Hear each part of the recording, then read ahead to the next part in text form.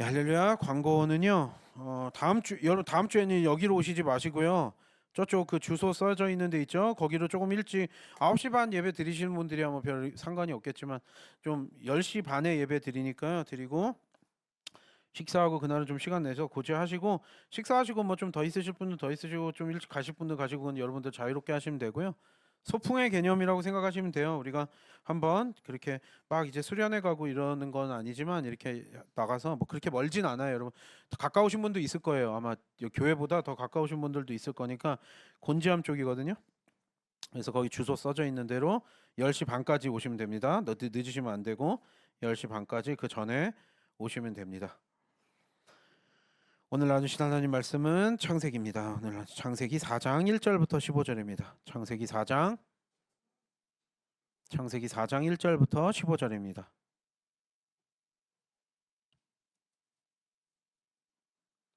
창세기 4장 1절부터 15절입니다. 한 절씩 읽겠습니다. 아담이 그의 아내 하와와 동침함에 하와가 임신하여 가인을 낳고 이르되 내가 여호와로 말미암아 득남하였다 하니라.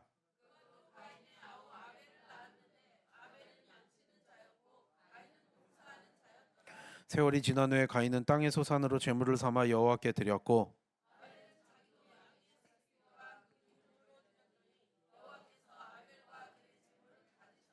가인과 그의 제물은 받지 아니하신지라. 가인이 몹시 분하여 안색이 변하니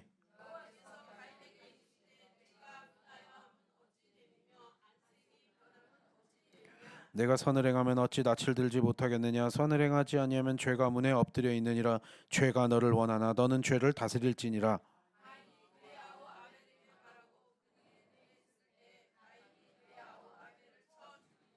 여호와께서 가인에게 이르시되 내 아우 아벨이 어디 있느냐. 그가 이르되 내가 알지 못하나이다. 내가 내 아우를 지키는 자니이까.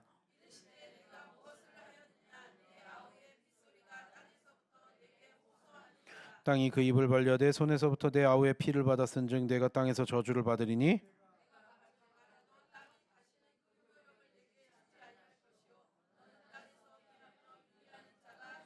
가인이 여호와께 아뢰되 내 죄짐을 지기가 너무 무거우니이다.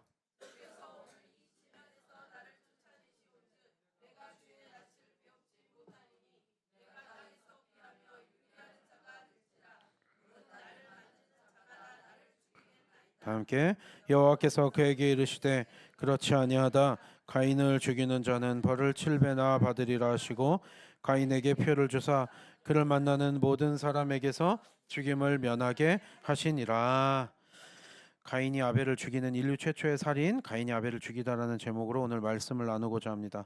아담과 하와가 죄를 지었어요. 죄책과 수치가 들어왔고 그렇게 에덴 동산에서 쫓겨났고 이제 더 이상 생명나무 열매를 먹지 못하기 때문에 당장 죽지는 않겠지만 그들의 수명도 이제 정해져 있고요.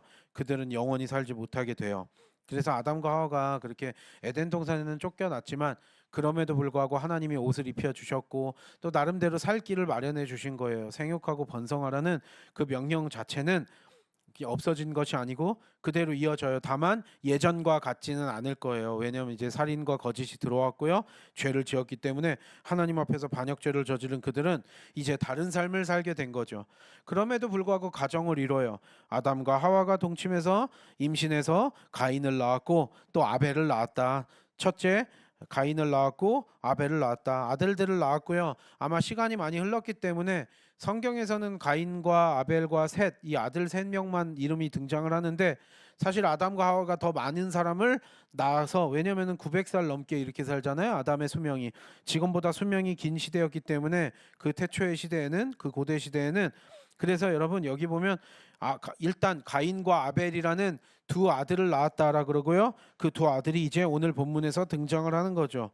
문제는요. 아마도 이게 여러 가지로 생각해 볼 수가 있는데 당연히 여러분 이 세상에서 가장 오래된 직업이 무엇이냐라고 하면 여기 보면은 뭐라 그래요? 1절에 보면 가인은 농사를 지었고요. 아벨은 양을 쳤대요.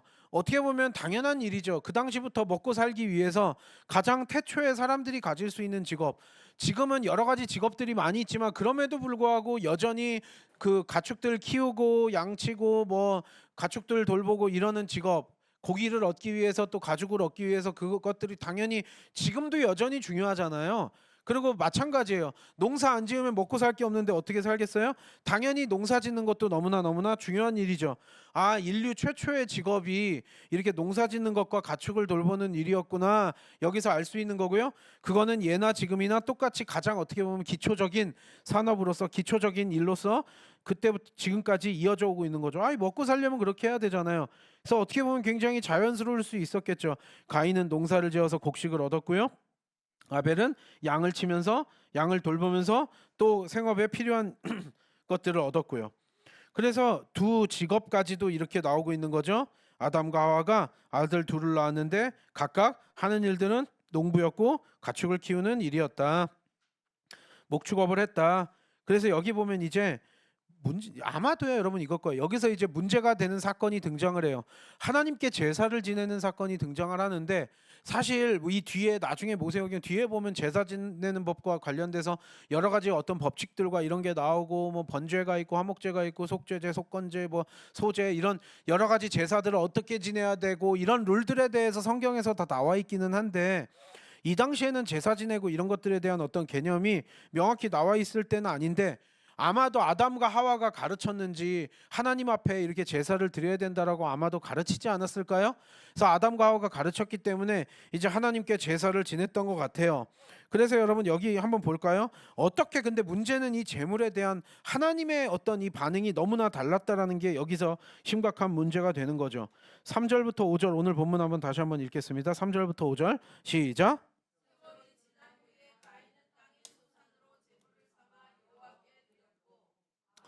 자기도 양의 첫 새끼와 그 기름으로 드렸더니 여호와께서 아벨과 그의 제물은 받으셨으나 가인과 그의 제물은 받지 아니하신지라.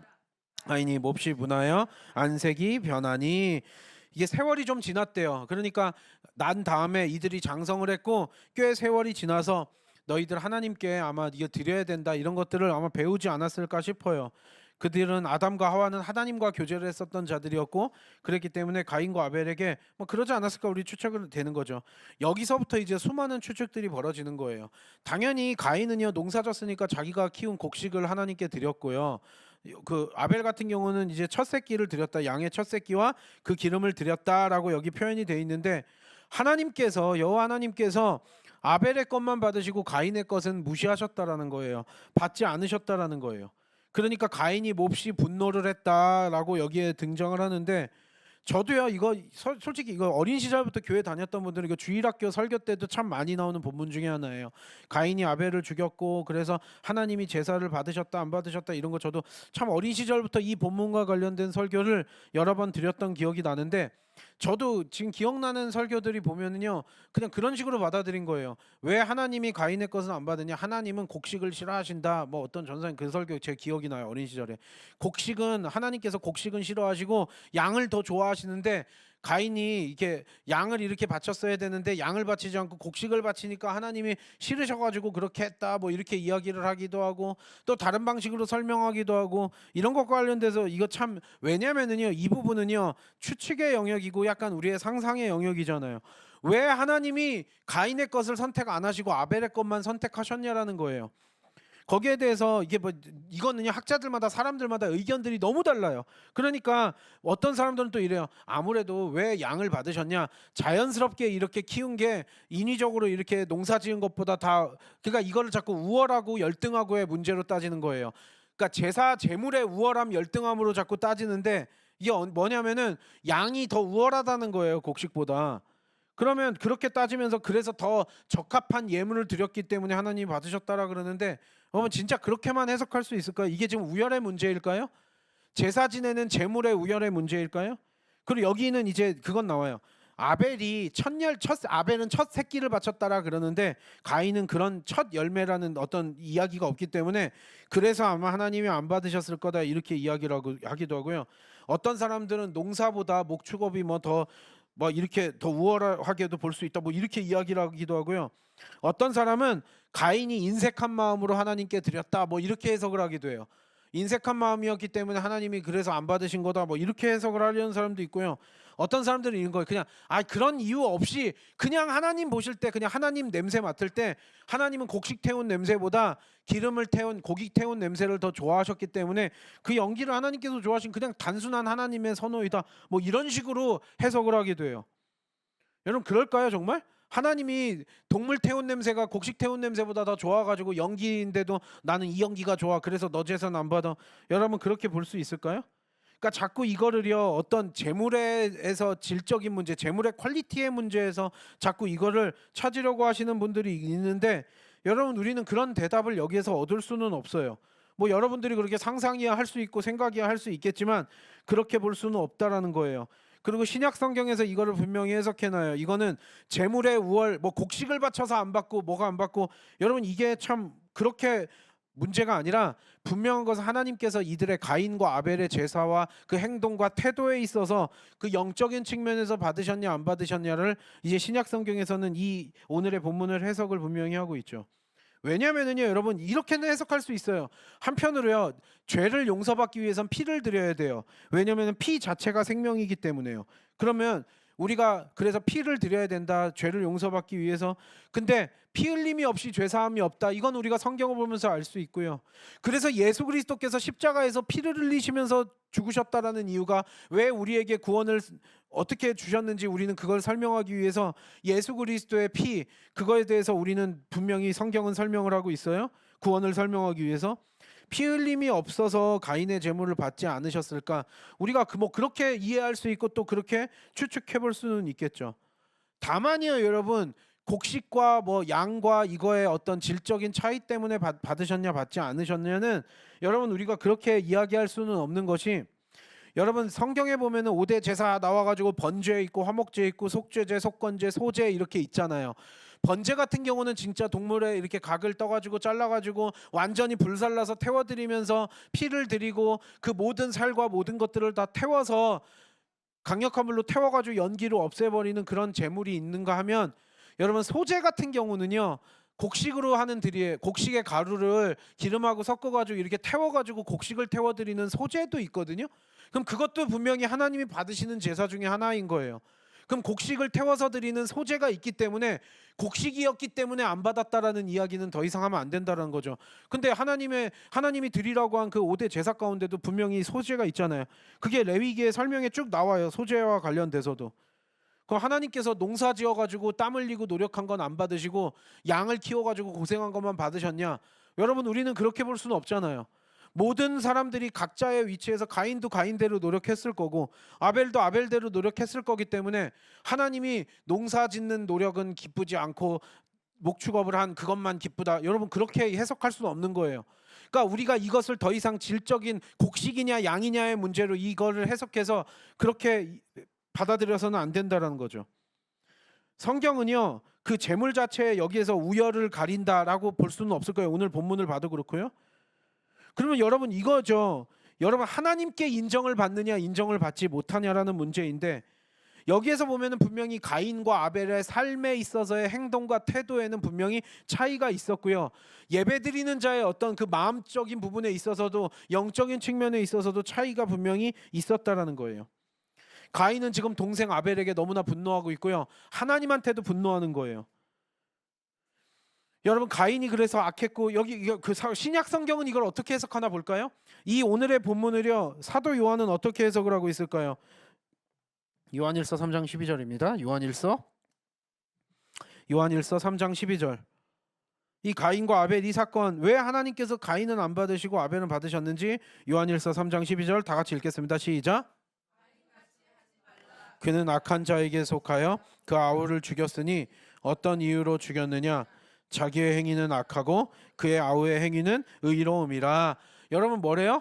그 자체가요 가인은요 악했대요. 가인은요 악하게 살았대요. 그리고요 아벨은 선하게 살았대요. 쉽게 이야기하면 이런 거예요. 가인은 악한 자였고요. 아벨은 선한 자였대요.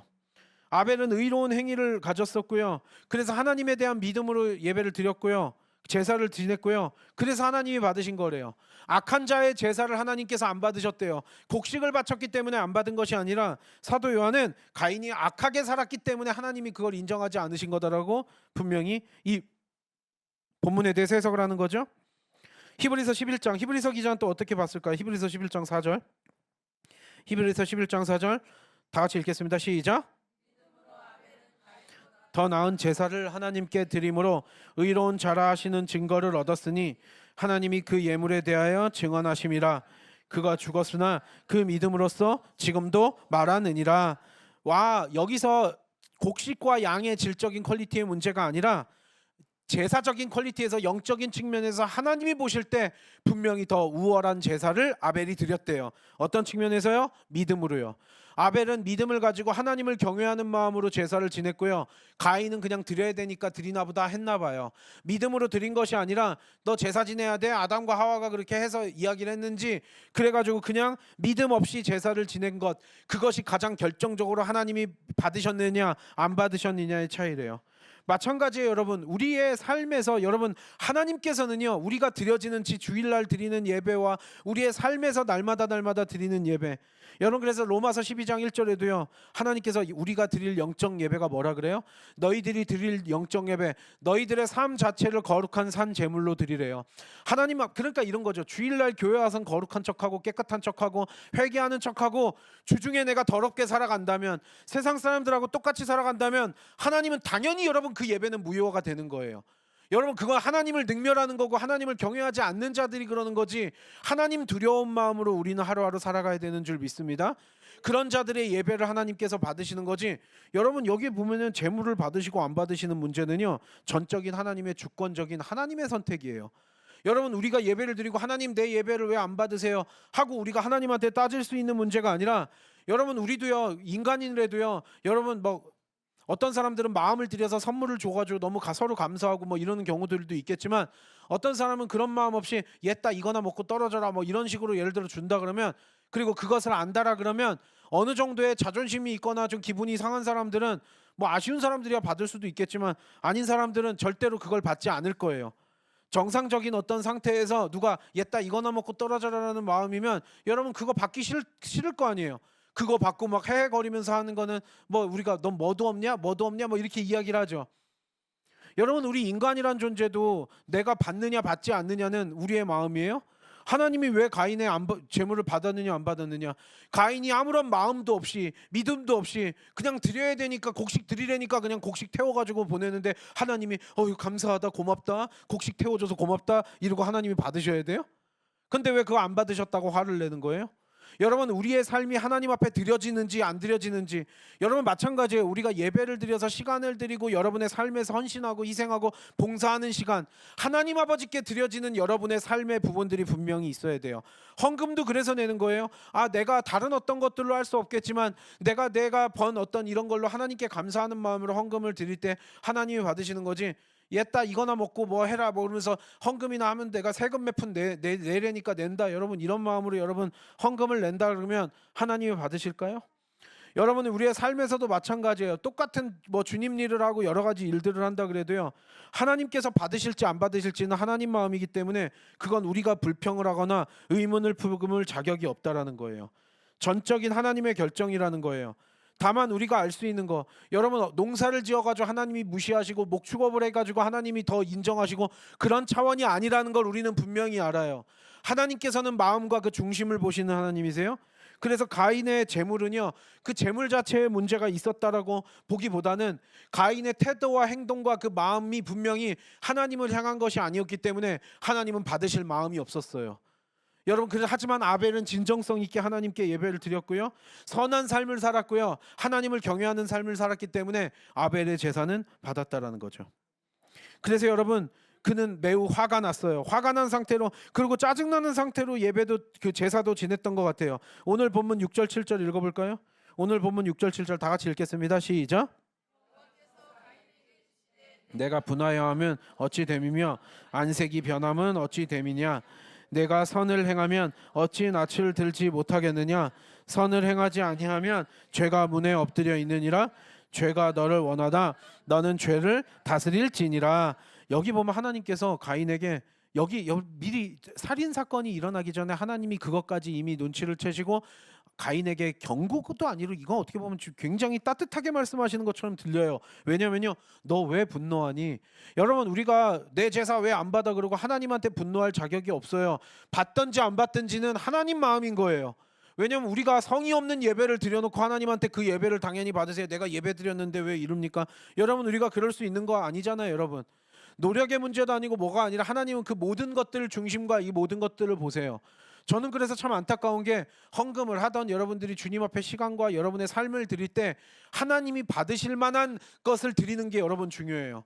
하나님은 거지도 아니고 누구 뭐도 아니라고요. 여러분, 하나님이 우리한테 아쉬울 게 뭐가 있어서 우리의 삶을 요구하시겠어요?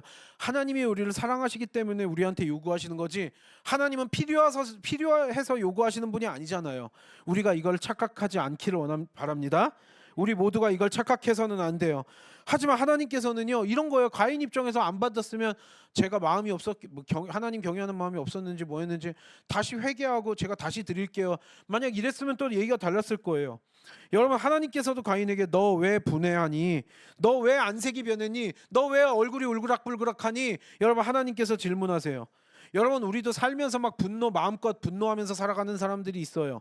근데 여러분, 그때 그럴 거예요. 그리고 그 분노도요, 굉장히 비겁한 분노죠. 우리 인간들이 하는 분노라는 게 굉장히 비겁한 게, 자기보다 강한 사람들한테는 분노도 함부로 못해요. 겁나가지고. 그러면서 자기들한테 약한 사람한테 하는 분노가 거의 99.999% 아니에요, 여러분? 근데 여러분, 우리의 분노라는 것도 참 비겁해요. 그리고 참 악랄하다는 거 우리가 알 수 있잖아요. 여러분의 손해 볼 만한데 분노 함부로 해요? 그냥 꾹 참아요. 그리고 여러분들 강한 자들 앞에서는 찍소리도 못하고 분노하지도 못하잖아요. 아니, 차라리 강한 자 앞에서 분노하면은 정의롭다라고다 볼 수 있겠지만 의로운 분노도 없잖아요. 거의 내가 하는 분노는 의로운 분노라고 자기들 스스로는 생각하지만, 사실 우리가 내는 분노가 의로운 분노 찾아보면 다 자기 이득에 따라서 그거 되는 거지, 그 의로운 분노가 별로 없어요. 자기들은. 근데 그러니까 제가 성도님들하고 얘기도 해보면 내가 내는 분노는 다 의로운 분노야 그러면서 막 씩씩, 왜냐면 저한테 얘기할 때는 보통 뭐 좋은 일 있을 때는 간단하게 얘기하지만 화났을 때 저한테 자세히 얘기하시잖아요. 근데 보통 그런 거 얘기 들어보면 다 자기들의 한편으로 분노하는 게 다 이해는 가요. 이해는 가지만 의로운 분노가 어디 있어요? 무슨 의로운 분노예요? 다 나 기분 상했어, 나 마음 상했어, 내가 손해봤어, 뭐 했어, 이런 거죠. 안 그래요, 여러분? 그럼 여러분, 하나님이 이렇게 물어보실 거예요. 지금 오늘 여기 본문 보자고요. 하나님이 가인에게 너 왜 얼굴이 빨개졌니? 너 왜 얼굴색이 변했어? 너 왜 그렇게 화를 내니? 우리가 분노할 때도 하나님이 우리에게 이렇게 물어보실 줄 믿습니다. 여러분, 이걸 알고 있어야 돼요. 나는 마음껏 분노해도 되고 얼굴 붉혀대고 그게 아니라 너 왜 분노하니? 근데 이게요, 너 분노하지 마 이런 게 아니라 너의 마음을 어떻게 보면 약간 이해한다라고도 볼 수 있는 게, 하나님이 화냈다 그래서 너 왜 화냈어? 혼날래? 뭐 이게 아니에요. 지금 너 왜 그렇게 화를 내니? 하지만 너 선을 행하면 어찌 낯을 들지 못하겠느냐? 하지만 너 악한 짓 할 생각하지 마. 너 지금 화내는 건 알겠는데 화낸다고 악한 짓 해서는 안 돼. 왜냐면 죄가 문에 엎드려 있대요. 이거 너무나 중요한 구절이에요. 7절. 죄가 너를 원하나 너는 죄를 다스릴지니라. 이게 하나님의 마음이에요. 여러분, 죄가 이 땅에 들어왔어요. 에덴 동산에서 들어왔고요. 살인과 거짓이 이미 뱀으로부터 들어왔고요. 이제 그것들이 이제 다른 식으로 이제 심각한 죄로 변질돼가는 그 과정을 오늘 여기서 볼 수 있는 거예요. 여러분, 우리가 살아가는 이 세상이요, 죄가 우리를 원한대요. 죄가 우리를 먹어버리려고 한대요. 죄가 삼킬 자를 찾고 있대요. 사탄 마귀를 통해서 들어온 죄들이 이제 우리의 인생들을 하나하나를 파멸시키기 위해서 계속적으로 기다리고 있다는 거예요. 이게 중요해요. 죄가 우리 인생을 원하는데, 그래서 우리가요, 사실 이 죄의 늪에서 지금 이 육신을 입고 사는 동안 온전히 빠져나올 수가 없는 상황인 거예요. 죄가 너를 계속적으로 유혹하면서 원한대요. 죽는 그날까지, 주님 앞에 가는 그날까지도 어떻게 보면 우리가 씨름해야 될 거예요. 하지만 죄가 너를 원하고 있대요. 죄가 삼킬 자를 찾고 있대요. 죄가 먹어버리려고 하고 있대요. 하지만 너는 죄한테 쓰러져서는 안 된다.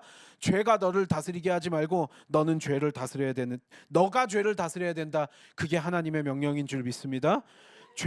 여러분, 죄가 우리를 막 먹으려고 해서 죄를 원하고 분노하고 시기질투하고 분노하고 이래가지고 지금 살인죄까지 저지르게 되지만, 여러분, 하나님께서는 분명히 우리가 죄를 다스릴 수 있는 것까지 주셨대요.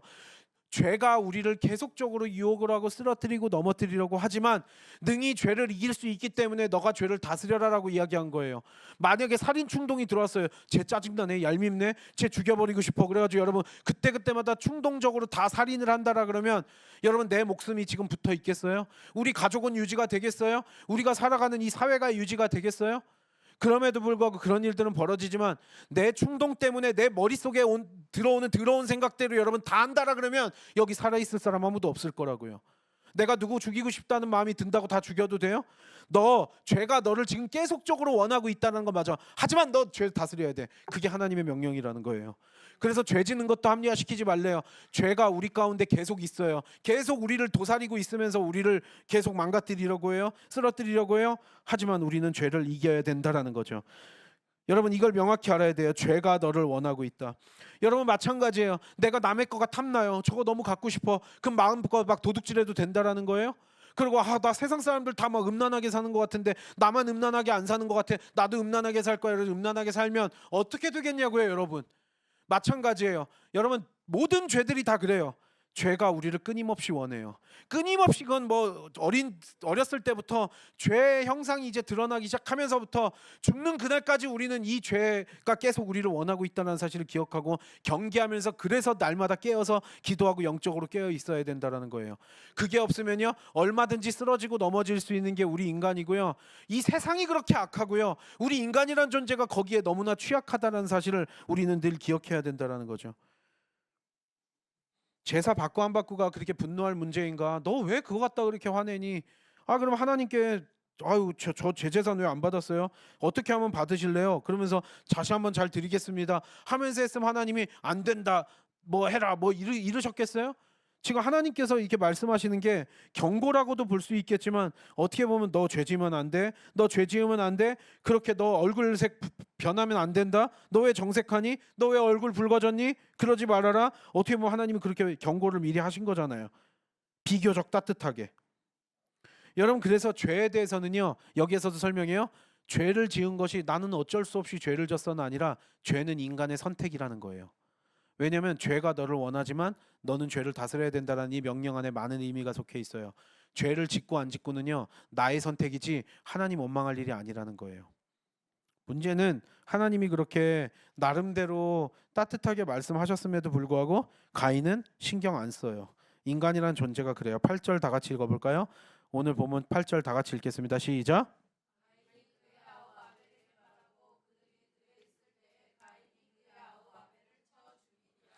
가인이 그의 아우 아벨에게 말하고 그들이 들에 있을 때 가인이 짜증이 많이 나셨는지 분노한 상태에서 하나님이 분명히 하지 말아라고 했는데도 아벨을 쳐 죽이니라. 굉장히 간단하죠.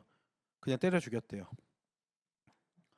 여러분 여기에서 보면은요 어떻게 보면 이 살인 사건 아벨이 살해당하는 이 장면은 굉장히 심플하게 여기서 언급이 되고 있어요. 가인이 얼마나 잔인했는지 냉혹했는지 순간적으로 이렇게 쳐 죽이면서 굉장히 살인 사건을 저지르게 된 거죠. 하나님한테도 화를 냈고요. 동생 아벨에게도 시기질투심을 품은 나머지 동생을 무지하게 죽여버리죠. 여기에서 죄가 너를 원한다. 이런 극악무도한 살인 행위는요. 죄가 가인을 먹어버린 거예요. 죄가 가인을 지배했다라는 사실. 여러분 그래서 우리의 삶에서도 벌어지는 이런 것들 보면은요. 죄가 너를 원한다. 죄가 너를 원한다인데 여지없이 거기에 그 유혹에 넘어가서 사람들이 그런 극악무도한 짓들을 지금까지도 하고 있는 거죠. 범죄가 어떻게 일어나는지 여러분 이걸 쭉 보면서 다시 알 수 있어요. 그러면서 이제 하나님이 가인을 죽여버린 뒤에 당연하죠. 죄를 진 뒤에 어떤 반응이 있을까요? 아담과 하와도 마찬가지예요. 숨으려고 그랬고요. 피하려고 그랬어요. 변명하고 핑계대려고 했어요. 9절 10절 하나님께서 가인에게 안타까운 마음으로 또 찾아오세요. 하지 말라 그랬는데 9절 10절 다 같이 읽어볼까요? 시작. 내 아우 아벨이 어디 있느냐? 그가 이르되 내가 알지 못하나이다. 내가 내 아우를 지키는 자니까. 이르시되 내가 무엇을 하였느냐? 내 아우의 핏소리가 땅에서부터 내게 호소하느니라. 여러분 마찬가지예요. 아담과 하와가 숨었을 때 너희들 어디 있니? 진짜 몰라서 물어보셨어요? 아니요. 지금 가인이 아벨 죽여놓고 어디 있는지 몰라서 너 아벨이 어디 있는지 모르셔가지고 아벨은 어디 있느냐 그러고 가인에게 물어보셨겠어요? 그러니까 뭐라 그래요? 가인이 너무나 뻔뻔스럽게 제가 화가 나서 죽였습니다 이래요? 아니면 어쩌라고요? 하나님 내가 뭐 동생 지키는 자예요? 내가 동생만 돌보고 있습니까? 왜 나한테 물어보세요? 딴 데 가서 알아보세요. 오히려 뻔뻔스럽게 살인을, 그런 나쁜 살인을 저질러 놓고도, 하나님의 형상으로 지음받은 인간을 죽여놓고도 이렇게 아무런 죄의식 없이 하나님 앞에 뻔뻔하게 나오는 인간의 모습을 보게 되는 거죠. 인간이 이래요, 여러분. 지금 우리의 모습들이 다 이렇다고요. 하나님이 뭔데 나를 구원하시냐 마냐야 뭐 이러는 거예요. 하나님을 인정하지 않는 자들은요. 내가 내 아우를 지키는 자입니까? 너 뭐를 했니 도대체? 무슨 짓을 저지른 거니? 내 아우의 핏소리가 땅에서부터 호소하느니라. 여러분, 성경은요 피 자체를 생명으로 봐요. 여러분, 그래서요 피 자체가 생명이기 때문에 우리가, 그래서 피 흘림이 없어서 구원이 없다라는 이야기. 여러분, 그래서 우리가 피 1리터 2리터만 쏟아도 생명이 위험하다 어쩌다 이런 얘기들 하잖아요. 왜요? 하나님께서요, 그 고대시대에서 성경은 어떻게 이야기하냐면 하나님께서 우리의 생명을 이렇게 지키시는 거에 어떤 근원을 피로 보고 있어요. 우리의 혈액이요. 그래서 그 피가 어떤 특별한 효과가 있다라는 거예요. 단순한 피가 그냥 빨간 물이 아니라 거기에는 분명히 영적인 의미까지도 속해 있고, 하나님이 하나님의 형상으로 지음받은 인간을 유지하는데 이 인간의 피, 모든 뭐 다른 생명체들도 마찬가지겠지만 이 피는 분명히 그 생명을 유지하는데 가장 핵심이에요. 근데 그 피가, 하나님의 형상으로 지음받은 인간의 피는요 땅에 떨어져서 하나님 앞에 부르짖는데요. 여러분, 이게 우리가요 죄 짓고 잘 살 수 있을 것 같죠? 우리가 여기에서도 궁금한 건 이거예요. 왜 하나님은 가인 바로 사형죄로 다스리지 않나요? 그리고 여기에서 보면 이제 벌은 받겠지만, 쫓겨나기는 하지만 그거는 있잖아요. 근데 우리는요 죄를 짓고 어떤 사람이 잘 살고 다리 뻗고 잘 살 거라고 생각을 해서는 안 되는 게, 많은 사람들이 이걸 불만을 가져요. 나는 그렇게 착하게 살려 그러고 죄 안 짓고 살려 그러는데 저기에 막 사람들 얘기 들어보면 죄 짓고 나쁜 짓 하는 사람들이 잘 사는 것 같은데요. 하나님 살아있는 거 맞아요? 하나님이 선하신 하나님 맞아요? 이렇게 하나님을 자꾸 의심하고 원망하려는 자들이 많이 있어요. 여러분, 근데 죄는요 결국 죄값을 치르게 된다라는 거. 내가 남을 피 흘리게 해요? 그러면 여러분, 그 피에 대해서, 그 피가 하늘에 호소하기 때문에 절대 그 죄를 숨길 수 없다는 사실을 늘 기억해야 될 줄 믿습니다. 여러분, 우리가 뭘 속일 수 있겠어요? 내 아우의 핏소리가 땅에서부터 내게 부르짖고 있다, 호소하고 있다. 여러분, 죄 짓고 절대로요, 그 죄 짓고 절대로 편하게 살 수 없다라는 거예요. 육체의 생명이 피에 있기 때문에 여러분, 이제 그 피를 흘렸다라는 건 그 생명에 대한 범죄는요 하나님한테 대한 범죄라는 거예요. 살인이라는 범죄는요 단순히 그냥 그 사람을 죽인 데서 끝나는 것이 아니라 그 사람에게도 죄를 지은 거지만 하나님께 죄를 지은 거예요. 여러분, 우리는 그것을 분명히 알 수 있는 거죠. 그래서 전도서 12장 14절에는요 하나님께서, 다 같이 읽어보실까요? 시작.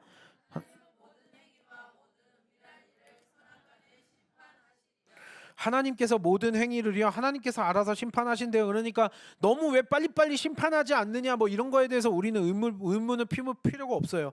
왜 나쁜 사람도 잘 사는 것 같은데요? 그럼 나도 나쁘게 살아서는 안 될까요? 여러분, 그런 의문을 품지 말래요. 어련히 알아서 때 되면 하나님께서 다 심판하신다는 사실, 공의의 하나님이시라는 사실을 우리는 믿어야만 할 줄 믿습니다.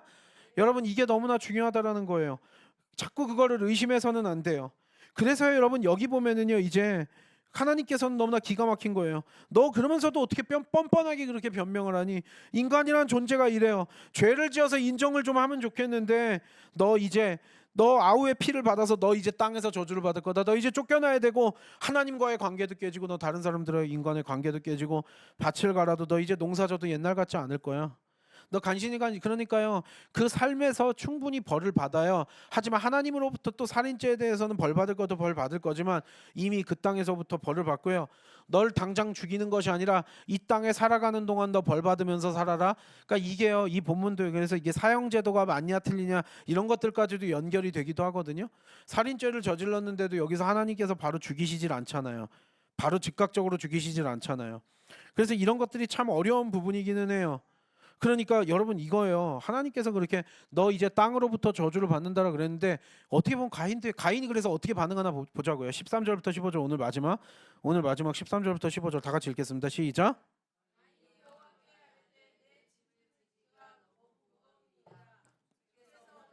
지면에서 나를 쫓아내시온즉 내가 주의 낯을 배웁지 못하리니 내가 땅에서 피하며 유리하는 자가 될지라 무릇 나를 만나는 자마다 나를 죽이겠나이다. 여호와께서 그에게 이르시되 그렇지 아니하다. 가인을 죽이는 자는 벌을 7배나 받으리라 하시고 가인에게 표를 주사 그를 만나는 모든 사람에게서 죽임을 면하게 하시니라. 하나님, 다른 사람들이 다 죽일 것 같아요. 그리고 제가 평생 동안 노숙자로 이렇게 방랑하면서 다녀야 되는데, 여러분, 자기가 그렇게 악랄한 죄를 저질러 놓고도 지금 자기는 딴 사람 목숨을 뺏어 놓고도 다른 사람이 나 죽일 걸 걱정하고, 다른 사람이 그러니까 이것도 참, 다른 사람들이 그때 존재했나? 아담과 하와를 만드시고 가인과 아벨을 하는데 다른 사람들은 뭐지? 이렇게 생각을 할 수 있어요. 시간이 굉장히 흘렀다라고 오늘 본문에서 설명을 하죠. 아마도 아담과 하와가 가인과 아벨과 셋을 낳았다고 그 아들 3명의 이름이 등장을 하는데, 그 이외에도 다른 형제자매들을 낳았을 가능성이 굉장히 많죠. 왜냐하면 900년이 넘게 살았기 때문에. 그래서 다른 형제자매들이 있었을 수도 있다라는 가능성도 있고, 다른 어떤 분명히 인간들이 같이 살고 있었다라는 어떤 힌트이기도 하고요. 그러니까 이 부분이 좀 어렵기는 하고, 이 부분도 약간 상상 추측의 영역이기는 해요. 다른 사람들이 분명히 있었다는 거예요. 그리고 아담과 하와도 가인과 아벨 딱 아들 둘 낳고 셋까지만 낳고 끝난 것이 아니라, 여기에 보면 분명히 다른 형제자매들도 많이 나서 그들이 또 결혼을 하고 또 생육하고 번성을 해서 상당히 이미 다른 사람들이 상당히 많이 살고 있었다라는 것을 우리는 분명히 알 수 있는 거죠. 시간이 어느 정도 뭐 이게 몇십 년 흘렀는지 몇백 년 흘렀는지 우리가 알 수가 없기 때문에, 이 가인과 아벨 사건이. 그래서 여기 보면은요, 이제 하나님께서 가인에게 좀 그래요. 가인 입장에서요, 하나님이 지금 사형죄로 막 이것도 하는 것도 아닌데 어찌 보면 약간 뻔뻔스럽기도 하고 막 그렇게 감사하지도 않는데, 그래서 아니다, 너 안 죽일 거다 그러면서 또 용서를 해주시는 거, 하나님의 사랑과 자비 이런 게 약간 느껴져요. 아니, 가인을 더 심하게 벌 줘야 되잖아요. 근데 방랑하면서 떠돌아다니고 땅에로부터 저주를 받아서 이제 앞으로 먹고 살기도 힘들게 굉장히 그 인생을 살긴 하겠지만 어쨌든 살 수는 있게 해주셨어요. 또 결혼하고 자녀나면서 또 이제 살아요. 그러니까 이런 거 보면은 좀 불합리하다고 볼 수도 있겠지만, 하나님께서는 또 그 가인을 용서하시는 장면이 여기 나오고요. 어떤 표를 주셨대요. 이 가시적인 어떤 뭐 문신인지 어떤 표인지 우리가 정확히 할 수는 없겠지만, 가인을 죽이지 못하도록 명백하게 사람들이 볼 수 있는 어떤 표를 주셨대요. 그래서 이제 아담과 하와가 에덴 동산에서 쫓겨나듯이 이제 하나님과의 관계도 깨졌기 때문에 떠나서 먼 곳으로 쫓겨나게는 되지만, 어쨌든 그의 생명을 살려주시는 거죠. 여러 가지, 이제 오늘 본문의 내용을 보면서 우리는 여러 가지를 깨달을 수 있어요. 아, 살인죄, 인류의 최초 살인죄가 이때 시작되었구나. 살인과 거짓이 사탄막이 뱀으로부터 에덴 동산에 들어왔어요.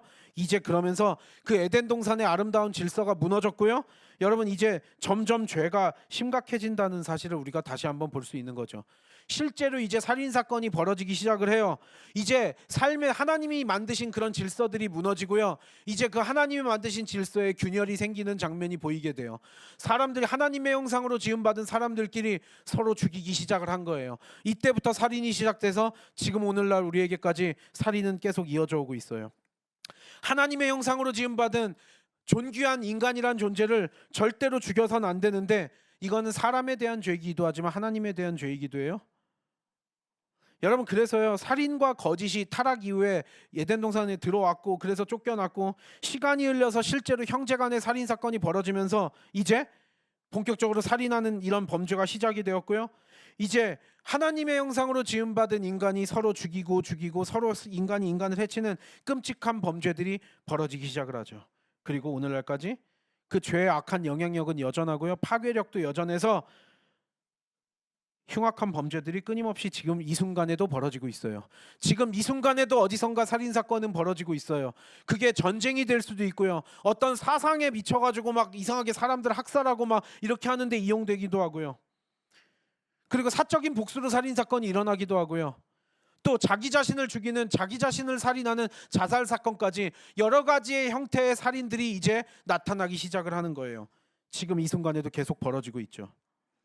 마치 죄의 영향력 아래에서 노예처럼 살게 된 우리 인간들의 모습을 보게 된 거예요. 그게 죄와 사망이 이 땅에 들어와서, 에덴 동산에서부터 죄가 들어와서 우리가 죄책과 수치를 느끼게 되었고, 이제 죄를 짓게 되었고, 그 죄가 이제 악한 열매들을 맺기 시작을 한 거고요. 지금 이 땅에서 살아가는 우리들은 그 죄들을 목격하면서, 그러면서도 나름대로 안전하려고 발버둥 치면서 우리의 이 짧은 인생을 살아가게 된 거죠. 성경은 분명히 그렇게 설명을 하고 있어요.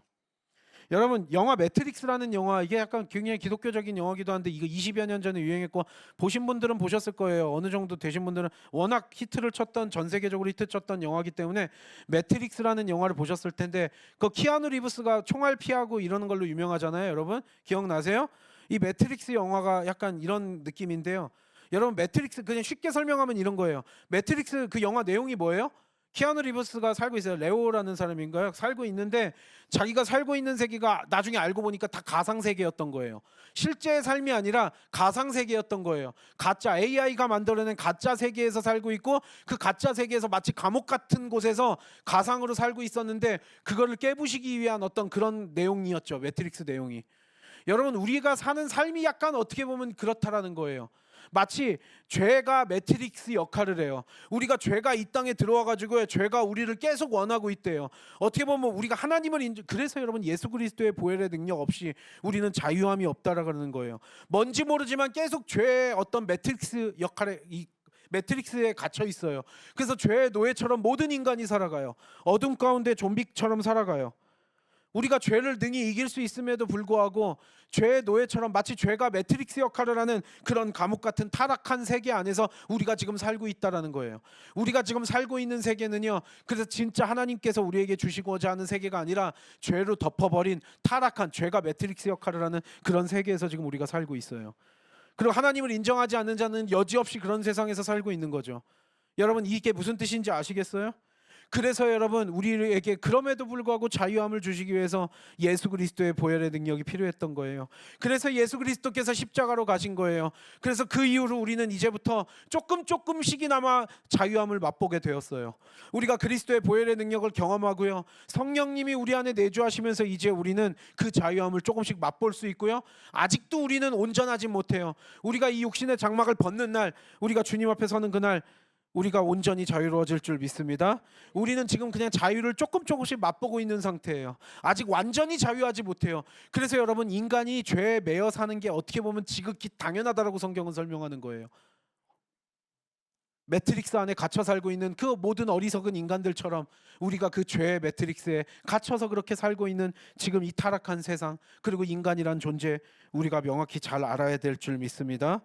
그래서 죄의 악한 영향과 파괴력이 있습니다. 그래서 우리가 그리스도의 보혈의 능력, 그래서 이것들이 간절하지 않다라는 것 자체가 너무나 안타까운 일이라는 거예요. 여러분 우리가 예수 그리스도의 보혈의 능력이 우리가 너무나 날마다 감사하며 간절해야 될 줄 믿습니다.